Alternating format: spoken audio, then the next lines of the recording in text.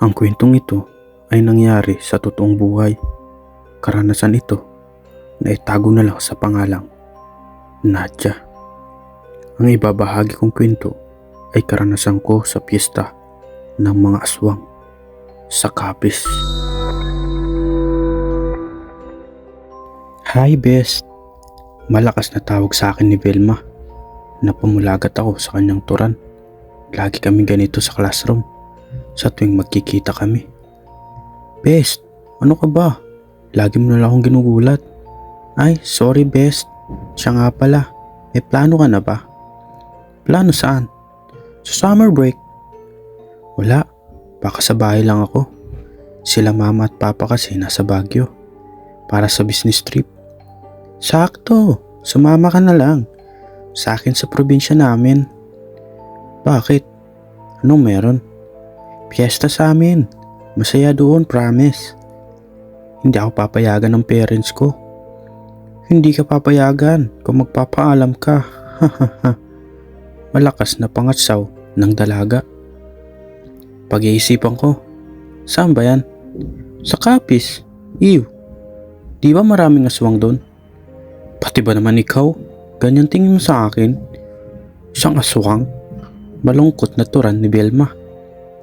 Hindi naman sa ganoon. Oh, yan payag ka na ah. Ang saya ko best friend. Talaga kita. Masayang turan nito. Lumipas ang mga araw at dumating na ang araw ng pag-alis namin. Malakas na busina galing sa gate namin. Nadia! Tara na! Dali! Excited na tawag sa akin ni Velma. Oo na, excited. Natatawang turang ko sa kanya. Habang nasa biyahe, nagkwikintuhan kami nang mapansin ko na parang ang layo na namin sa kabiasnan. Velma, nasan na tayo? Anong lugar na ba ito? Sunod-sunod na tanong ko. Ay nako Vest, matulog ka na lang para makapag-beauty rest ka. Para pagdating natin doon, fresh ka. Nagtawanan kaming dalawa. Nang mapansin ko, nakakaiba ng titig sa akin ng driver. Ngunit binaliwala ko na lang ito at natulog. Makalipas ang ilang oras ay huminto kami sa isang gasoline station para makapagpahinga. Naunang bumaba si Velma at yung driver. Napansin ko na tila nagtatalo sila. Kaya agad akong bumaba at nilapitan si Velma.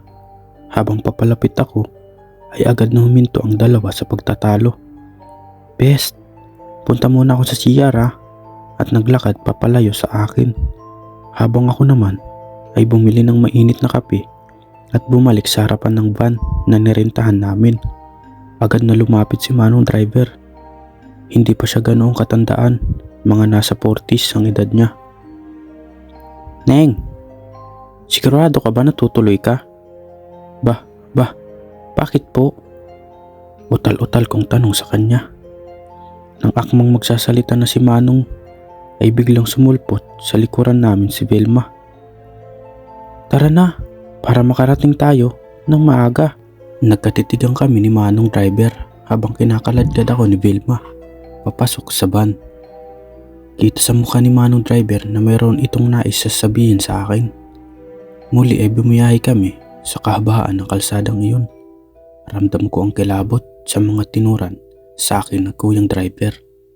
Nakatulala lamang ako sa bintana habang iniisip ko kung ano ang nais niyang sabihin nang biglang kilitin ako ni Velma. Huy, ano ka ba? Mukhang si Mana Santay ang mukha mo ah. Dahil sa kakulitan niya ay nawala ang aking isipan hanggang sa napansin ko na parang kakaiba na ang lugar sa paligid. Dahil sa sobrang layo-layo ng mga bahay, agad yung binuksan ang bintana upang tanawin ang paligid. Nang sumambulat sa akin ang mabagong simoy ng hangin. Napangiti ako dahil sa tanan ng buhay ko, noon lamang ako nakalanghap ng sariwang hangin. Oh, diba? Sariwa ang hangin dito, hindi tulad sa Maynila. Napuno ako ng excitement dahil nagbubukang liwayway na at kita ko ang kabuuang ganda ng paligid, pati ang pagsikat ng araw. Malayo pa ba tayo, best? Malapit na, best. Diyan sa barangay hall. isang tricycle na lang. Maya-maya pa nga ay huminto kami sa barangay hall kung saan naroon ang terminal. Pagkababa ko ay agad na lumapit si Vilma sa isang matandang lalaki. Nung biglang inablot ako sa likuran, muntik na akong sumigaw sa gulat. "Miss, umalis na tayo dito." "Bakit ba, Manong?" "Hindi maganda ang pakiwari ko dito. May balita na aswang daw ang isang buong barangay na to." "Paano niyo po nalaman? Ano po ba ang alam niyo tungkol sa mga aswang?" "Kumakain sila ng mga tao at balita ko rin na itong lugar na ito ang kanilang pinamumugaran.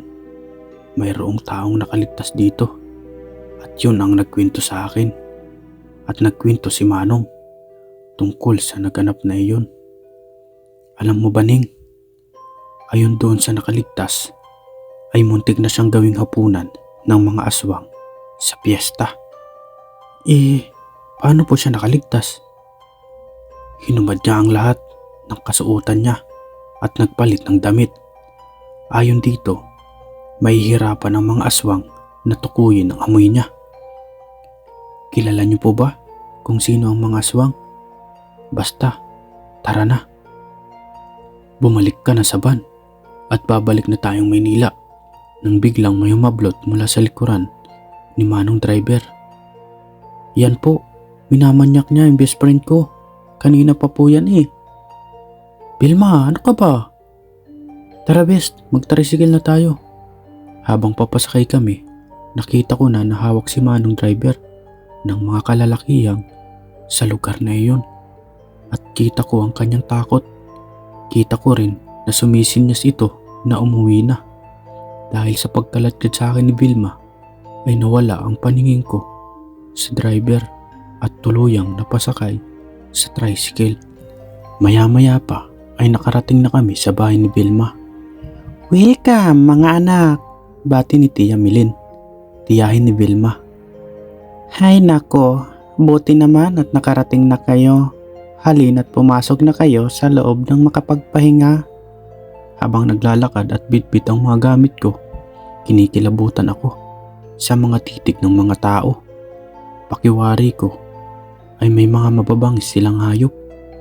Nang biglang, "Ano ka ba, Nadia? Relax ka lang. Masasani ka din dito. Huwag mo silang pansinin.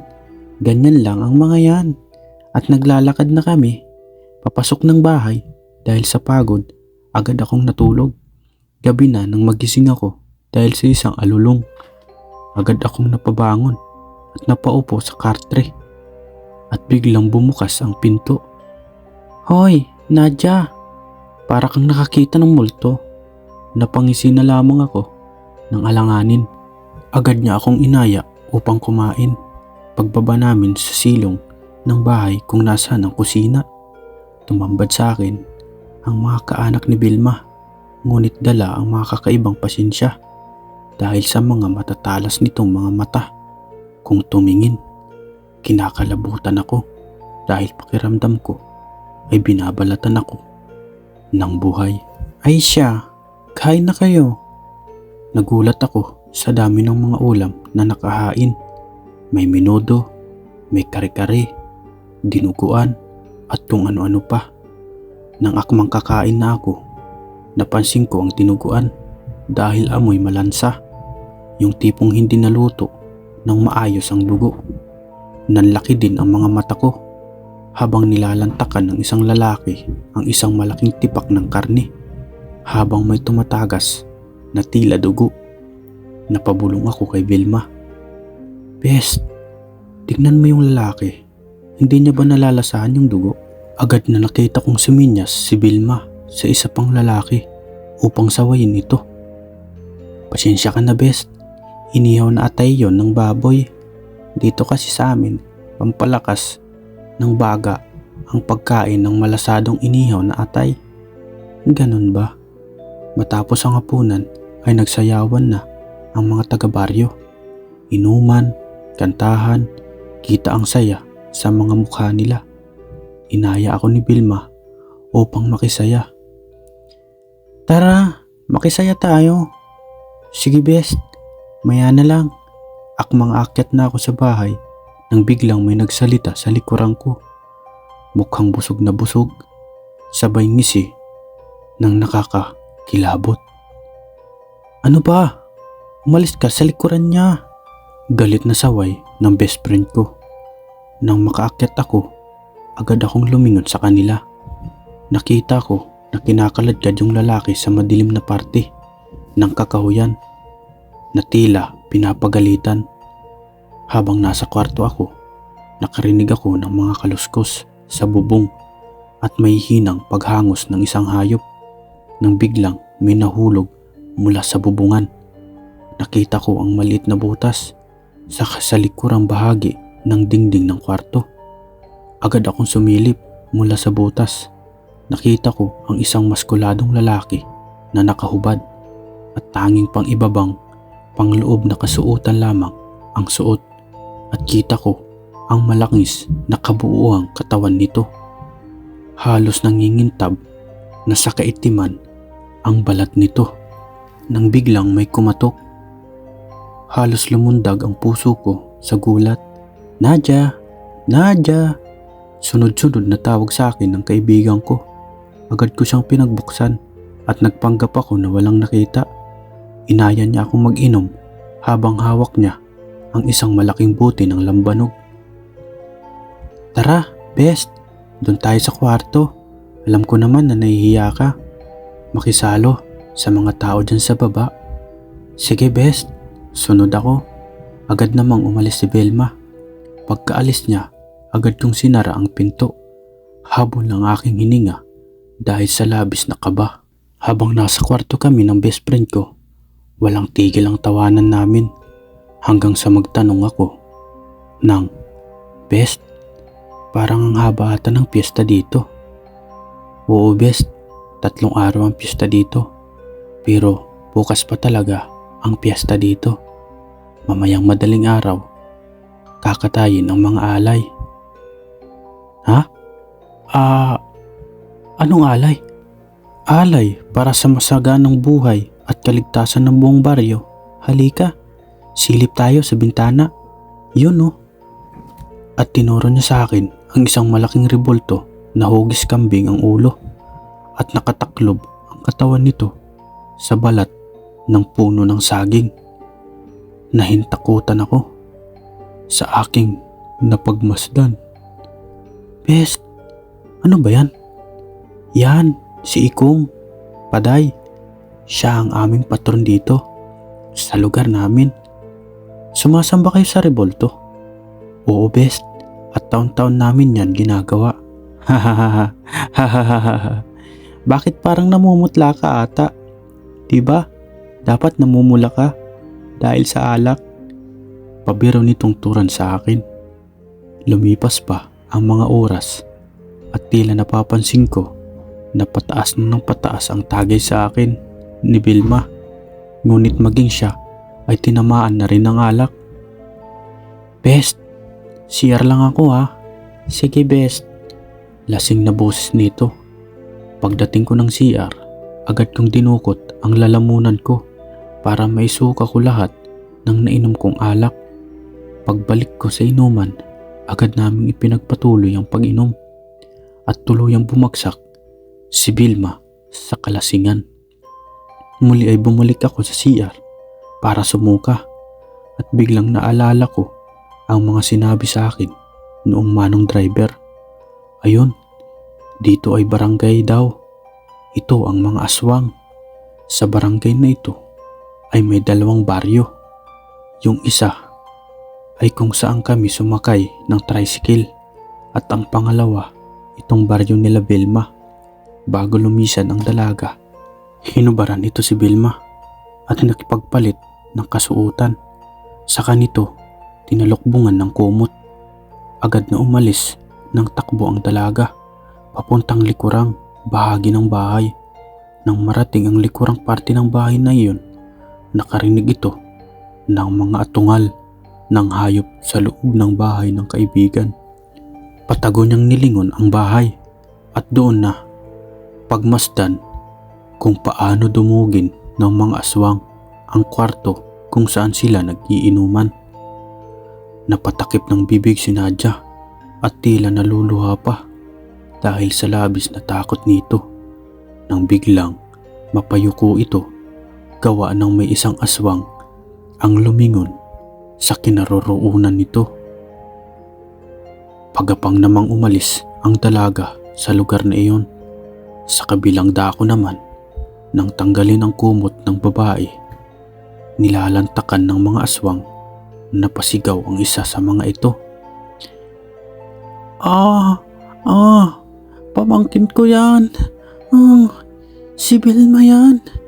At nang ulungulan ang mga aswang. Kahit medyo nakakalayo na ang dalaga, ay rinig nito ang atungal ng mga aswang habang tumatakbo. Lord, please, tulungan niyo po ako. Promise, hindi na po ako tatakas, Lord. Tulungan niyo lang po ako.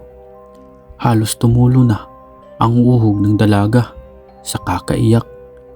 Habang nasa kalagitnaan ng mataas na damo, nakaramdam si Nadia ng tila may mga mamabilis na paa ang humahabol sa kanya at rinig na rinig ang malahalimaw nitong mga hingal. Unti-unting bumabagal ang pagtakbo ng dalaga dahil sa pagod.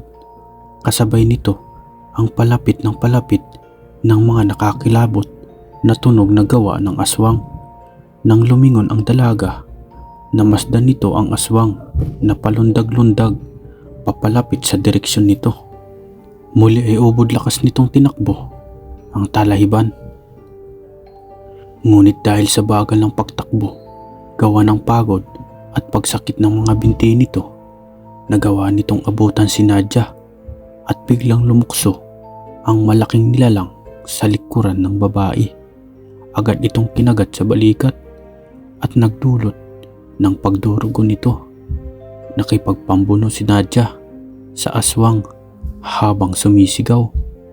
Napatihaya naman ito at doon ubod lakas niyang sinipa ang aswang. Ngunit gumanti ito ng kalmot sa kanyang pisngi. Isang impit na sigaw ang pinakawalan nito at isang malakas na putok ng baril ang sunod-sunod na narinig mula sa dikalayuan. Nang biglang bumulagta ang aswang at nalaganan ang kawawang babae. Ano ba? Ang baho mo, buisit ka. Irita na turan ng dalaga habang inaalis ang katawan ng aswang na nakadagan sa kanya at nakita niya ang isang lalaking palapit sa direksyon niya. Halos nanlabo na rin ang mata ng dalaga dahil sa mga tugong tumalsik sa kanya. Kinukusot-kusot niya ito at namukhan niya ang lalaki. Ikaw? Ikaw yung driver ng van?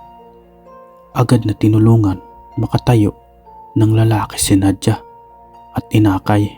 Habang inaakay nito ang babae, ramdam nila na may paparating dahil sa mga yabag nito. Nagmadali ang dalawa upang makarating sa van. Hingal na hingal ang dalawa na sumakay sa van at nagmamadaling pinaandar ang van. Nang medyo nakalayo na sila, lumingon si Nadia at kita nito kung paano umatungal ang mga aswang nang makita nito ang patay nilang kasamahan. Habang nasa biyahe, nagpakilala si Manong driver. Ako nga pala si Dado. Nadia, tama. Tama ho, pero paano ho kayo nakarating dito? Di ba iniwan ko kayo sa terminal? Takang-taka, tanong ng dalaga. Noong iniwan mo ko sa terminal, kinulong nila ako sa isang kwarto at muntik na nila akong pagpiestahan. Buti na lang, lagi akong may bitbit nito at ipinakita ni Manong Dado ang pilak na cross. Lagi ko itong bitbit kahit saan ako magpunta. Salamat, Manong, at pinalikan mo ako. Ining, sa susunod, huwag kang bastang-basta sasama sa malalayong lugar gaya nito. Habang binabagtas nila ang madilim na kalsada, ay may nabangga silang tumatawid na matanda. "Ah, Mang Dado, may nabangga po tayo." At akmang bubuksan na ni Nadia ang pinto ng van, agad na sinigawan ito ng lalaki. "Huwag kang bababa! Hindi tao ang nabangga natin. Tumingin ka sa side mirror. Walang tao sa likuran natin. Dahil kung totoong may nabangga tayo, dapat kita natin sa salamin." "Pero, Mang Dado, meron nga yun oh. Lumingin kayo sa likuran, bahagi ng sasakyan. May mamatanda, nakayuko." "Hindi yan tao, Ining. Tingnan mo ulit sa side mirror. Wala siyang refleksyon sa salamin." Ganun na lang ang pagkagulat ni Nadia nang tingnan nito ang matanda sa side mirror at wala nga itong refleksyon. Nang mapagtanto nito na hindi nakikitan ang matanda sa salamin, ay umakyat ang kilabot nito sa buong katawan. "Mang Dado, patakbuhin mo na. Siguradong nasundan nila tayo." Sigaw na saad ng babae. Agad namang pinaharurot ni Mang Dado ang sasakyan at muling napamulagat at napahinto ang sasakyan nang mamataan nila ang isang lalaking hubad at puno ng langis ang buong katawan at tumutulo ang laway nito. "Neng, kumapit ka!" Agad na pinaharurot nito ang sasakyan at sadyang sasagasaan ang aswang na nakaharang sa daan. Nang magpang-abot ang sasakyan at ang aswang, laking gulat ng dalawa na hindi umaabante ang van dahil sa mga kamay ng aswang na pumipigil sa pagtakbo nito at bahagyang umangat ang unahang bahagi nito. Manong Dado!" Palahaw ng babae. "Tumahimik ka dyan. Walang magagawa ang kakasigaw mo. Kunin mo ang binditadong tubig dyan sa compartment ng sasakyan, dyan sa harap mo." At itinuro ng lalaki ang isang lalagyan. Agad namang kinuha ng babae ang tinutukoy nito. Nang iabot na ng dalaga ang binditadong tubig, na palingon ito sa likod ng sasakyan at doon namataan nito ang isang kumpol ng mga aswang na halatang galit na galit at gutom na gutom base sa mga itsura at hangos ng mga ito. Habang inaabot ni Nadia ang binditadong tubig, nagwika-wika ito. Mang Dado, nasa likod, ang dami nila." Nang lumingon sa likod ang lalaki, ay napagmasdan nito ang dami ng mga aswang. Napalunok ito habang nakikipagtigasan sa lakas ng aswang. Sa harapan, gamit ang kanilang sasakyan, agad nito hinablot ang binditadong tubig at mahawakan ni Mang Dado ang buti. Nakita ito ng aswang at walang ano-anong binasag nito ang salamin ng harapan ng sasakyan at lumusot ang malaki at maitim, mabalahibo at naglalangis nitong mga braso na sumasakal kay Mang Dado, at doon ay nabitawan ng lalaki ang binditadong tubig. "Nadia, kunin mo yung bote!" Habang habol hininga ang lalaki. Napatulala si Nadia at tila hindi nito alam ang gagawin dahil sa labis na takot. Nangingibabaw sa kanyang katawan habang pahigpit ng pahigpit ang sakal ng aswang sa kawawang si Mang Dado. Muli ay sumigaw si Mang Dado, "Nadia, yung holy water!" At doon pa lamang bumalik sa ulirat ang dalaga. Nanginginig ang buong kalamnan ng dalaga habang kinakapa sa sahig ng sasakyan ang buti. Hindi magkandatuto ang babae sa pagkapa habang hinihingal at umiiyak dahil sa nasasaksiyang eksena na tila sa pelikula mo lang makikita. Nang sa wakas ay nakuha nito ang bote, agad niya itong binuksan at winasiwa sa muka ng aswang na agad na nakaramdam ng sakit dahil sa binditadong tubig. "Ah! Ah! Ah!" Nagsisigaw ito dahil sa pagkapasok Habang namimilipit ang sa aswang, pinaharurot naman ni Mang Dado ang ban at ito ay sinagasaan. Ah! Ah! Sigaw ng nagsagasa ang aswang habang papalayo. Ramdam ni Mang Dado na may lumulokso sa ibabaw ng bubong ng ban. Humawak ka, Ineng! Muli niya itong pinatakbo ng pinakamabilis at biglang apak sa preno ng sasakyan. Mula sa itaas ng bubong ay nahulog ang isang aswang.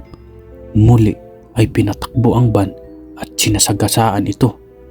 Ramdam ang paglagatok ng buto nito nang biglang may bumagsak sa salamin sa gilid ng pinto kung nasaan si Nadia at hinablot ang buhok nito. Sumabay sa hangin ang isang manananggal dahil sa bilis ng lipad nito. Ah! Ah! Ah! Habang nagsisigaw si Nadia ay pilit siya nitong hinihila palabas ng sasakyan. Nadia! Nadia! Napunit na ang ilang bahagi ng damit ng babae at bumabaon na din ang mga kuko ng manananggal nang biglang mapansin ni Nadia ang papalapit na isang poste. Ah! Ubod lakas niyang sigaw at pinilit niyang buksan ang pintuan ng sasakyan upang tamaan ang aswang na umahabol sa kanila. Sa pagbukas ng pinto ay ubod lakas na humampas sa mukha ng aswang ang pinto ng van at nang lumingon ito sa harapan ay tumama ito ng pagkalakas-lakas sa papalapit na poste. Sumambulat ang dugo sa mukha ni Nadia at agad nitong kinabig ang pinto upang isara. Ang galing mo, Neng! Habang hingal na hingal nang ngumiti ang dalaga. At doon ay tuluyang nakalayo ang dalawa at nakaligtas sa baryo ng mga aswang. Dahil sa karanasan kong iyon ay hindi na ako basta-basta nagtitiwala, lalo-lalo na sa mga taong taga-probinsya. Dahil sa pangyayarang iyon ay tumatak na sa isipan ko ang mga lugar ng mga aswang at kahit kailanman ay hindi na ako magtitiwala sa mga taga-probinsya, lalong-lalo na sa lugar ng Capiz, dahil diyan ko naranasan ang nakakatakot na karanasan at dito ko rin naranasan ang tunay na pagkakaibigan, kung totoo nga ba sila sa iyo o hindi, dahil totoo lang sila dahil may kailangan sila sa iyo at bigla kang tratraidorin kagaya sa nangyari sa tunay na buhay kung ito. Maging aral sana sa atin ito na huwag basta-basta magtitiwala kahit nakaibigan mo pa ito ng lubusan, lalong-lalo na kung mag-aaya pumunta sa malalayong lugar at hindi mo alam kung ano ang kakahantungan at kung ano ang meron sa lugar na iyon. Huwag na huwag mong kakalimutan na magdasal at humingi ng gabay sa taas at ugaliin rin natin na huwag basta-basta tumakas sa mga magulang natin. Dapat ay ipaalam natin kung saan tayo pupunta at kung ano ang gagawin natin, lalong-lalo na kung pupunta tayo at sasama tayo sa mga kaklase natin o sa mga kaibigan natin na taga-probinsya. Dapat ay alam nila kung saan tayo pupunta dahil malamang mas sila ang nakakaalam kaysa sa atin dahil matatanda na sila at maaaring naranasan din nila ito nung sila ay mga dalaga o binata pa. Kaya naman sa kwentong ito ay maraming salamat sa mga tagapakinig dahil naibahagi ko ang kwentong ito na karanasan sa piyesta ng mga aswang sa lugar ng Capiz. Maraming salamat po Please, paki-subscribe po ang aking YouTube channel para sa iba pa pong mga video at mga kwentong nakakatakot at kababalaghan na nangyari dito sa mundo ibabaw. Maraming salamat po.